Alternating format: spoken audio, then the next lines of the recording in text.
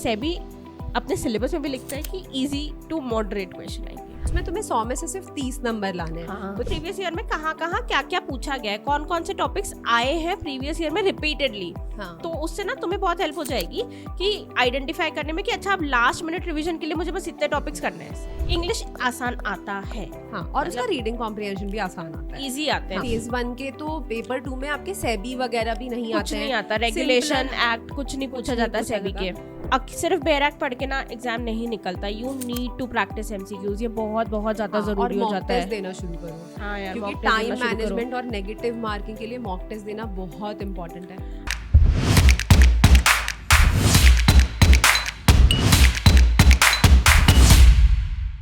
Hi guys, welcome to Legal Edge after college. मैं हूँ अर्पिता और मैं हूँ मानसी। और हमें पता है तुम्हारा एग्जाम आ रहा है सेबी का, और अब थोड़ा सा डर लगना शुरू हो गया होगा। तो क्या करना है, कैसे करना है, ये वीडियो देख लो, ठीक है। हाँ, तो 27 जुलाई को पेपर है फेज 1 का। आपके फेज 1 में आपके 2 पेपर्स आते हैं। पेपर 1 जिसमें आपका क्वांटिटेटिव रीजनिंग इंग्लिश जीए आता है, और पेपर 2 जिसमें आपका लॉ आता है। अब रिवीजन कैसे करना है, तो I am presuming in this video कि तुमने पढ़ तो लिया ही है थोड़ा बहुत पहले से, और अब तुम्हारा रिवीजन का ही काम बचा है, राइट। तो पेपर 1 से शुरू करते हैं ना। हाँ, पेपर 1 में ना डरो मत, क्योंकि सेबी अपने सिलेबस में भी लिखता है कि इजी टू मॉडरेट क्वेश्चन आएंगे। हाँ, डिफिकल्ट क्वेश्चन नहीं आएगा।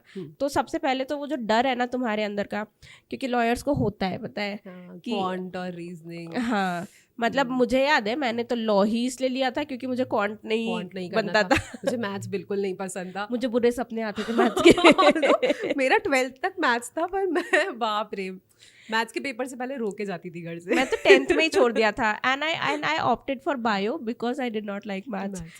क्योंकि पापा ने बोला कॉमर्स नहीं ले सकते, आर्ट्स में मुझे नहीं जाना था, तो मेरे पास सिर्फ बायो का ऑप्शन था, और मुझे पता था मुझे डॉक्टर नहीं बनना है, फिर भी मैंने मुझे बायो लेना था। बट मम्मी की नहीं, मैथ्स तो छोड़ ही नहीं सकते, मैथ्स कैसे छोड़ दोगी। तो ये अंडरस्टैंड कि लॉयर्स को क्या डर होता है मैथ्स वाला। तो अगर तुम्हें भी है तो ये चीज समझ लो कि इजी क्वेश्चन आएंगे, ठीक है, आसान सवाल आएंगे। एंड ना keep reminding yourself and start manifesting की इजी क्वेश्चन आए, ठीक है। एंड ऑल्सो उसमें तुम्हें 100 में से सिर्फ 30 नंबर लाने हैं। हाँ। तो देखो, अगर तुम्हारा इंग्लिश अच्छा है, अगर तुम्हारा लॉजिकल रीजनिंग में जैसे ब्लड रिलेशंस अच्छा हो जाता है इंडियंस का, है ना, फिर कुछ सिलॉजिज्म टाइप के क्वेश्चंस बन जाते हैं। तो अगर लॉजिकल रीजनिंग ठीक है, अगर इंग्लिश ठीक है, अगर जीके तुम थोड़ा पढ़ के जा रहे हो, तो क्वांट थोड़ा कम करोगे ना तो भी हो जाएगा। बस फिर उस सिचुएशन में पेपर 2 में जो इंग्लिश वाला पार्ट है उसमें 50 का टारगेट बना के चलना, क्योंकि पूरा क्वालिफाई करने के लिए 80 मार्क्स चाहिए, और सिर्फ क्वालिफाइंग है, कोई मेरिट लिस्ट आनी नहीं है। तो तुम्हें 80 नंबर का ही टारगेट रखना है। 50 लॉ के कर लो और 30 कर लो पेपर 1 के। तो क्वांट का इस पॉइंट पे क्वांट का बहुत ज्यादा प्रेशर मत लो। अगर नहीं बन रहा है तो थोड़ा थोड़ा जितना आता है, प्रॉफिट एंड लॉस आता है, थोड़ा इंटरेस्ट आता है, रेशियो प्रपोर्शन अगर करना आता है सॉल्व। हाँ, टोटली। एंड मैं ना एक वीडियो भी ले आऊंगी जिसमें मैंने पहले भी एक वीडियो बनाया था, इस पे ढूंढना ना पड़े इसलिए दूसरा ले आऊंगी, कि जहाँ पे मैंने बताया था कि प्रीवियस ईयर में कहाँ क्या क्या पूछा गया है, कौन कौन से टॉपिक्स आए हैं प्रीवियस ईयर में रिपीटेडली। तो उससे ना तुम्हें बहुत हेल्प हो जाएगी कि आइडेंटिफाई करने में कि अच्छा अब लास्ट मिनट रिवीजन के लिए मुझे बस इतने टॉपिक्स करने हैं। हाँ, तो वो वाला एक वीडियो तो जरूर देख लेना, और मैं जल्दी बना दूंगी, डोंट वरी। हाँ, और जो एक मैंने डे बाय डे स्ट्रैटेजी बनाई थी, अगर तुम लोगों ने देखी हो और तुमने उसे फॉलो किया हो तो बहुत अच्छे से अभी तक हो गया होगा ऑलमोस्ट सबका सारा syllabus cover. But I don't think कि तुम लोग करते हो सब कुछ बहुत अच्छे से फॉलो। तो इसीलिए एंड मोमेंट पे पहले तो क्वांट का बहुत प्रेशर मत लो। जितना आता है सिंपल टॉपिक्स, परसेंटेज आता होगा, है ना, तो वो सारे टॉपिक्स को एक टाइम डिवाइड करो अपने दिन में।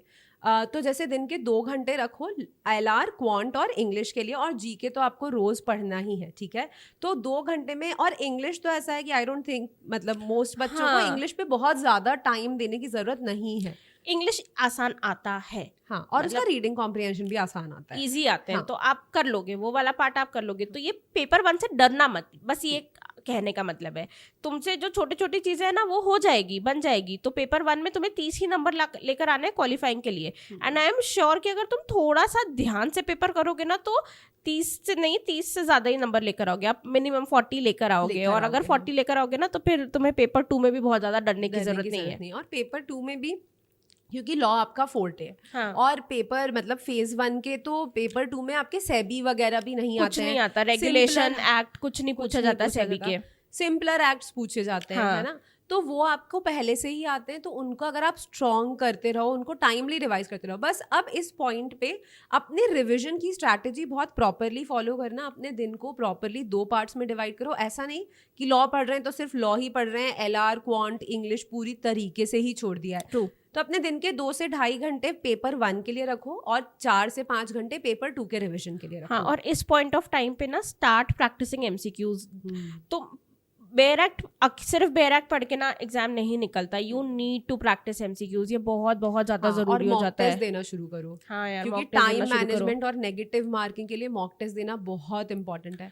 एंड इसी बात से मुझे याद आया हमारी कि है ना हाँ, मैम एक टेस्ट सीरीज, हाँ सेबी की एक मॉक टेस्ट सीरीज है जिसमें पेपर 1 पेपर 2 दोनों, फेज 1 फेज 2 दोनों के ही टेस्ट है, यानी आपको प्री मेंस दोनों के लिए ही गाइडेंस मिल जाएगा। एंड वही मेंस में जो तुम्हें डिस्क्रिप्टिव आंसर लिखना है उसका प्रॉपर वॉइस नोट जाएगा तुम्हारे पास कि कैसे आंसर लिखना था, क्या करना था। नहीं, और उसकी आंसर शीट के सैंपल भी रहता है, बिल्कुल बिल्कुल। हाँ, तो वो टेस्ट सीरीज मतलब ले सकते हो, हाँ, कहीं से भी ले लो, बट एक मॉक टेस्ट सीरीज ले लो। और लो। हमारे मॉक टेस्ट सीरीज की लिंक हम डिस्क्रिप्शन बॉक्स में पिन करा देंगे, तो वहां से तुम देख लेना। बट मॉक टेस्ट देना बहुत जरूरी है किसी भी पेपर के लिए, not only for SEBI but for any other paper also.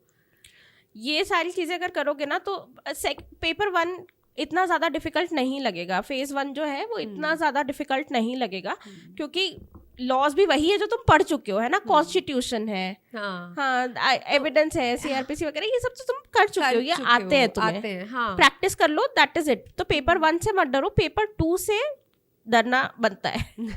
हाँ, और अभी पेपर 2 तो अभी के लिए अब से लेके 27 तक के लिए पेपर 2 को थोड़ा सा साइड में रख दो, अभी पेपर 1 पे टारगेट कर लो। और पेपर 2 अब आई एम होपिंग कि पढ़ लिया होगा थोड़ा पहले से, तो अब 27 के बाद पूरा 1 महीना रहेगा, उसके बाद पूरा डेडिकेटेडली पेपर 2 के लिए पढ़ाई करना। अच्छा, मुझे एक चीज़ अनाउंस भी करनी थी, अच्छा हुआ हम ये वीडियो बना रहे हैं तो यहीं पे अनाउंस कर देती हूँ। हम लोग एक नया बैच भी लेकर आ रहे हैं बैंकिंग 1 का। Banking 1 is basically a bouquet of exams, तो वो उसमें हम सारे एग्जाम्स कवर कर लेते हैं, IBPS SO का एग्जाम कवर कर लेते हैं, सेबी है, SBI है, new India assurance company, OICL, जैसे नोटिफिकेशंस आते जाते हैं, cover all the law officer exams, RBI, क्योंकि मोर और लेस सिलेबस आप लोगों का सबका सेम ही रहता है, तो इसलिए एक ही साथ में सारे ही एग्जाम की तैयारी हो जाती है, तो वो बहुत अच्छी चीज है। तो we are going to launch a new batch for this on 15th of